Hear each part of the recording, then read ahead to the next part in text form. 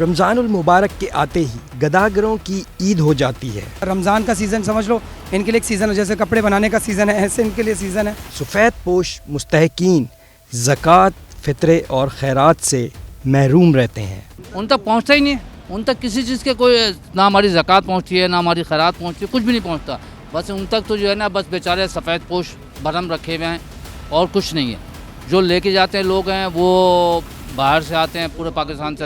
رمضان سے قبل گداگروں کی بڑی تعداد کراچی پہنچ گئی۔ مہنگائی کے اس دور میں عوام گداگروں کے ہاتھوں لٹنے لگے۔ کبھی بھی مستحق کو دینے کا ان کو مت دیں، یہ کمرشل پروفیشنل لوگ ہیں، سال میں ایک دفعہ آتے ہیں یہاں پر اور لوٹ کے اتنا لے جاتے ہیں ہمارے پاس سے کہ پورا سال آرام سے بیٹھ کے کھاتے ہیں۔ جتنا بھی تہوار ہوتے ہیں ہمارا، عید آ جائے، بقرعید آ جائے، اپنا محرم آ جائے، سب اپنا کنبہ بنا کے ایک ریوڑ بنا کے پورے خاندان، باقاعدہ پورے خاندان یہاں کراچی تشریف لے آتے ہیں اور ڈیرے ڈال دیتے ہیں۔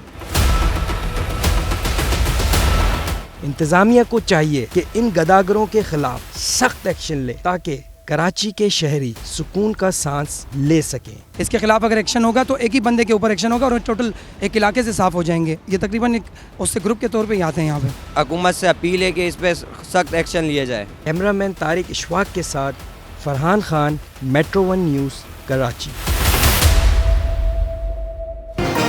میٹرو ون نیوز، ہر پل کی خبر۔